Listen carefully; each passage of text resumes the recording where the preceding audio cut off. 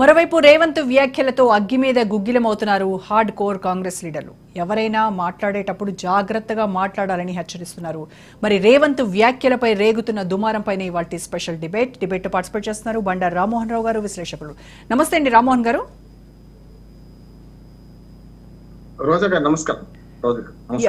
రామ్మోహన్ గారు, రేవంత్ రెడ్డి చేసినటువంటి వ్యాఖ్యల వెనక మర్మం ఏంటి? వ్యాఖ్యలు చూడడానికి చాలా ఈజీగా కనబడుతున్నప్పటికీ కూడాను, అంటే టెస్ట్ మ్యాచ్ ఇక ఆపేద్దాం, టెస్ట్ మ్యాచ్ తో జరిగేది ఏం లేదు, పెద్దగా ఉరగదు, మనకేమీ అర్థమైపోతుంది, కాబట్టి T20 ఆడటానికి సిద్ధంగా ఉండాలి అని ఆయన చేసినటువంటి వ్యాఖ్యలు ఏ రకంగా అర్థం చేసుకోవాలంటారు? రోజా గారు, మన రాజ్ న్యూస్ ప్రేక్షకులకు మీకు నమస్కారం. రెండు విషయాలు గమనించాలి. కాంగ్రెస్ లో ఏదైనా జరగచ్చు. ఇవాళ కాదు, నెహ్రూ గారి తర్వాత ఇందిరాగాంధీ గారు ప్రధానమంత్రిగా, అంటే మధ్య లాల్ బహదూర్ శాస్త్రి తర్వాత ఇందిరాగాంధీ గారు వచ్చినప్పుడు కామరాజ్ ప్లాన్ అని అప్పుడు ఒకటి జరిగింది. అంటే తనకన్నా సీనియర్లు ఉంటే తనకు నష్టం అని తెలుసుకున్న ఇందిరాగాంధీ ఏం చేయాలి తోచక చాలా మంది అప్పుడు కాంగ్రెస్ పార్టీ వర్గంగా చీలిపోయింది. 71లో మధ్యంతర ఎన్నికలు కూడా వచ్చాయి. అప్పుడు కామరాజ్ ప్లాన్ నుంచి మనకు మా తమిళనాడు కాంగ్రెస్ నాయకుడు ఓ మాట చెప్పారు, నీకన్నా సీనియర్లను నీ ముందు పెట్టుకుంటే నువ్వు వీక్ అయిపోతావు, నీకన్నా జూనియర్లు పెట్టుకో, సీనియర్లను కొంచెం పక్కన పెట్టు. సరిగ్గా అట్లాంటి ప్లాన్ ఏమైనా రేవంత్ రెడ్డి ఇప్పుడు అవలంబిస్తున్నారా? ఇది కొత్తగా. అప్పుడు ఆనాడు ఇందిరాగాంధీ గారు కావచ్చు, రోజా గారు, తర్వాత మనకు రాజశేఖర రెడ్డి గారు కూడా, రాజశేఖర రెడ్డి గారిని కూడా ఇంటర్ గెలవనియలేదు మొట్టమొదటి కాంగ్రెస్ పార్టీలో. కానీ తనదైన శైలిలో దూకుడుగా పెడుతూ ఉమ్మడి ఆంధ్రప్రదేశ్ లో పాదయాత్ర ద్వారా, అంటే పాదయాత్ర అంటే రాజశేఖర రెడ్డి తర్వాత జగన్మోహన్ రెడ్డి, షర్మిల, వీళ్ళ గురించి మాట్లాడుతున్నాం. పాదయాత్ర అంటే చూసాం కదా, ఎన్ని ఉద్యమాలు వచ్చినా పాదయాత్రలకు ఐకాన్ నిలిచిపోయారు వాళ్ళు. గతంలో చాలా ఉద్యమాలు వచ్చినాయి, బీజేపీ రథయాత్ర, ఆధ్వాని రథయాత్ర, దేశం మొత్తం.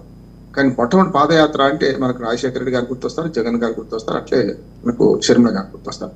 తర్వాత మొన్నటికి మొన్న మనకు దక్షిణ భారతదేశం నుంచి పై దాకా భారత్ జోడో యాత్ర రాహుల్ గాంధీ కూడా చేశారు. కానీ పాదయాత్ర అనేది వాళ్ళు గుర్తొస్తారు. ఇట్లా కాంగ్రెస్ పార్టీలో మనకు రాజశేఖర రెడ్డి గారు కూడా తనదైన వరవడి సృష్టించుకున్నారు. సరే, దురదృష్టవశాత్తు రెండోసారి గెలిచిన కొద్ది రోజులకే ఆయన హెలికాప్టర్ ప్రమాదంలో చనిపోయారు. ఇప్పుడు రేవంత్ రెడ్డి మొట్టమొదలు ఇంట్లో గెలవడానికి చాలా కష్టపడ్డారు. తెలుగుదేశం పార్టీ నుంచి కాంగ్రెస్ పార్టీకి వచ్చిన రోజా గారు మనకు కాంగ్రెస్ పార్టీలో అత్యంత కష్టపడ్డాడు. ఎందుకంటే ఇప్పుడు తాను వందిమాగదులుగా మాట్లాడుతూ రేవంత్ రెడ్డి వచ్చేసారి కూడా సీఎం అంటున్న కోమటిరెడ్డి వెంకటరెడ్డి గారిని మొదలు ఏమన్నారు ఆయన గురించి, రేవంత్ రెడ్డి గురించి, 100 కోట్లు ఇచ్చి నువ్వు పదవి కొనుక్కున్నావు, నువ్వు నాయకుడు అన్నారు కదా. అట్లానే ఆయనను మనకు హనుమంతరావు గారు కూడా చులకన చేశారు. కానీ తర్వాత సర్దుకుపోయారు. మనకు ఎవరైతే తూర్పు జయప్రకాష్ రెడ్డి, జగ్గారెడ్డి అంటాం, సంగారెడ్డి మాజీ ఎమ్మెల్యే, ఆయన కూడా అంటే దాదాపుగా చుట్టుముట్లు, అంటే ఒక కులం అనకుండా చాలా మంది సీనియర్ నాయకులు రేవంత్ రెడ్డిని తన పదవి తీసుకున్నాడు. టీపీసీసీ పదవి దక్కినప్పుడు చాలా విమర్శలు ఎదుర్కొన్నాడు, చాలా వ్యతిరేకత ఎదుర్కొన్నాడు. మొదలు ఆయనకు ఇంట గెలవాల్సి వచ్చింది. ఇంట గెలిచిన తర్వాత రచ్చ గెలవడానికి అన్ని పరిస్థితులకు నేనే కారణము, అన్నిటికీ ఈ విజయానికి నేనే కారణం అని రేవంత్ రెడ్డి అనుకుంటే మళ్ళీ పప్పులో కాలేసినట్టే లెక్క. చాలా మంది ఇందిరాగాంధీ లాంటి నియంత్రణ పోయింది కనుక ఇక్కడ మొన్న ఆయన గెలవడానికి ఆయన అర్థం చేసుకోవాల్సింది ఏంటంటే కష్టపడ్డాడు. రాత్రి మొదలు కష్టపడ్డారు, జైలుకి వెళ్ళారు, రకరకాల కేసులు బనాయించబట్టి ఆఖరికి కేటీఆర్ ఫామ్ హౌస్ మీద డ్రోన్ ఎగిరితే కూడా డ్రోన్ ఎగరేసిన కేసులో పోయారు. సరే, ఓటు ఉన్నోటు కేసు సరే ఇప్పటికి కూడా నడుస్తుంది, అది వెంటాడుతుంది. కనుక రేవంత్ రెడ్డి ఎప్పుడైతే ఇంట గెలిచి మెల్లగా అధిష్టాన వర్గాన్ని కూడా గెలుచుకున్నారు. ఎవరైతే తనకు వ్యతిరేకంగా మాట్లాడారో వాళ్ళను అధిష్టానం వద్దకు తీసుకెళ్లి తనకు అనుకూలంగా చెప్పించే ప్రయత్నం చేశారు. అది ఒక రకంగా చెప్పాలంటే రేవంత్ రెడ్డి రాజకీయ చాతుర్యం ఉండొచ్చు. కానీ ఇప్పుడు ఏదైతే మాటలు మాట్లాడారో ఖచ్చితంగా కాంగ్రెస్ పార్టీలో వ్యతిరేకత వస్తుంది. రోజాగా ఎందుకు వస్తుంది అంటే అన్నిటికీ నేనే బాధ్యుని, నేనే కారణం, నేనే ఈ మొత్తం తీసుకుపోయినా అనుకుంటున్నాను. ఎప్పుడు కూడా రోజా గారు ఏ రాష్ట్రంలో రాజకీయం అనేది సోషల్ కెమిస్ట్రీ. ఈ సోషల్ కెమిస్ట్రీలో H2 ఎట్లా అవుతుంది అనేది మన కెమిస్ట్రీలు చెప్పొచ్చు, కానీ సోషల్ కెమిస్ట్రీ చెప్పలేము. ఏ రెండు ఎన్నికలు ఒకే విధంగా ఉండవు. మొన్న రేవంత్ రెడ్డి గారు కాంగ్రెస్ పార్టీ గెలవడానికి ప్రధాన కారణం ఏంటిది? కాంగ్రెస్ పార్టీ బలంగా ఉండి కాదు, అవినీతి అహంకారంతో కూరుకపోయి రెండో 5 ఏళ్లలో, అంటే మొదటి టర్మ్ కాకుండా రెండో టర్మ్ 5 ఏళ్లలో టిఆర్ఎస్ తర్వాత బీఆర్ఎస్ గా మారడం సెంటిమెంట్ మీద దెబ్బ. కేసీఆర్ గారు రెండోసారి చేసినాక చాలా పొరపాట్లు చేయడం, వారసుడిగా కేటీఆర్ తీసుకొస్తున్నామని డైరెక్ట్ గా కేసీఆర్ సభలో కాకుండా కేటీఆర్ ఉన్న చాలా సభల్లో ఆయా నాయకులు మాట్లాడడం. అంటే ప్రజలకు ఎంత విసుకొచ్చిందంటే కేసీఆర్ పాలన రెండో విడత గెలిచినప్పుడు చాలా పొరపాట్లు చేశారు. అంటే కేసీఆర్ ఓడడం వల్ల వీళ్ళు గెలిచారు. ఆ మాట అర్థం చేసుకోవాలి రేవంత్ రెడ్డి. నేను దూకుడుగా పోవడం వల్ల గెలిచాను, లేకపోతే నేను ఇట్లా కాంగ్రెస్ పార్టీలో మొత్తం అంతా ఏకం చేసుకున్నాను, శత్రువులు కూడా మిత్రులు చేసుకున్నాను కాలే. పరిస్థితులు, పరిసరాలు కానీ ప్రజల్లో వచ్చినటువంటి వ్యతిరేకతే కేసీఆర్ ను ఓడించింది, కాంగ్రెస్ కు పట్టం కట్టింది అనేది కదా వాళ్ళ వాదన. అది గ్రహించాలి రేవంత్ రెడ్డి. అంతా తానే చేసుకున్నాడు, నేనే చేసుకొని ఇవాళ ఈ అధికారంలోకి వచ్చిన ఆయన అంటే అది కొంచెం అతిశయోక్తి అవుతుంది. ఎందుకంటే ఆయన ఎక్కువ చేసుకోవడం, ఆయన తక్కువ చేసుకోవాలని ఎవరు చెప్పలేరు. కానీ కాంగ్రెస్ గెలవడానికి ప్రధాన కారణం ఆ వెనుక ఉన్న ప్రభుత్వం, బీఆర్ఎస్ ప్రభుత్వం, ముఖ్యంగా కేసీఆర్, కేటీఆర్, వాళ్ళు ఎమ్మెల్యేలకు పూర్తి స్వేచ్ఛ ఇవ్వడం, ఎమ్మెల్యేలు దోచుకోవడం, కింది స్థాయిలో 40-50 మంది ఎమ్మెల్యేలు మారిస్తే ఇంకో రకంగా ఉంటుంటే కేసీఆర్ గారు, కానీ మార్చకుండా వాళ్ళని పెట్టడం. అంటే కర్నూలు చావుకి ఎన్ని కారణాలు, బీఆర్ఎస్ ఓటమికి ఎన్ని కారణాలు, కాంగ్రెస్ పార్టీ గెలవడానికి కూడా అన్ని కారణాలు ఉన్నాయి. కనుక ఇవాళ ఈ మాట మాట్లాడుతున్నారంటే అధిష్టానం మాత్రం ఇప్పటికీ మద్దతు ఇస్తుంది. ఎందుకంటే గతంలో రాజశేఖర రెడ్డి గారు రెండోసారి గెలిచినప్పుడు రోజా గారు ఒకసారి మనం గుర్తు చేసుకోవాలి. మొదటిసారి గెలిచినప్పుడేమో గెలిచారు, గెలుపు కారణమయ్యారు అనుకుంటూనే అంతకుముందు మిత్రపక్షాలుగా టీఆర్ఎస్ ఉండే కదా అప్పుడు. అన్న 2004లో మిత్రపక్షంగా టీఆర్ఎస్ ఉన్నది. చాలా చిన్న చితక పాటలు కూడా కలుపుకుపోయింది వాళ్ళు. కలుపుకోవడం వచ్చింది. కానీ 2009 వచ్చే వరకు నేను ఒక్కటి గెలిపిస్తాను, బీఆర్ఎస్ అప్పుడు టీఆర్ఎస్ అవసరం లేదు మనకని చెప్పి అధిష్టానాన్ని ఒప్పించి సీట్లు తక్కువైనా గెలుచుకున్నారు కదా ఆయన. అప్పుడు కూడా చిరంజీవి పార్టీ కొంత దెబ్బతీసింది, తెలుగుదేశాన్ని విజయాలను తెలుగు మన కొంచెం గండి కొట్టింది అనే మాట కూడా ఉంది. 16% ఓట్లు, 18 సీట్లు గెలుచుకున్నారు. ఏది మనకు ప్రజారాజ్యం పార్టీ కారణం చిరంజీవి. కనుక చిరంజీవి పార్టీ వల్ల అటు టీడీపీ అవకాశాలు దెబ్బతినడం, ఇటు కాంగ్రెస్ కు లాభపడడం, ఇవన్నీ కూడా ఆనాడు ఎన్నిక అది.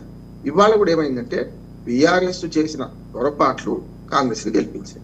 కానీ నేనొక్కడినే గెలిచిన మొత్తం అందరినీ గెలుచుకున్నా అంటే కరెక్ట్ కాదు. కానీ అధిష్టాన వర్గం మాత్రం ఆనాడు 2009లో రాజశేఖర రెడ్డికి ఎలాంటి నైతిక ఆర్థిక మద్దతు ఇచ్చిందో ఇవాళ సరిగ్గా అదే బాటలో ఇవాళ రేవంత్ రెడ్డి లాంటి నాయకులు లేకుండా తెలంగాణలో మేము అధికారాన్ని కైవసం చేసుకోలేకపోయే వాళ్ళము.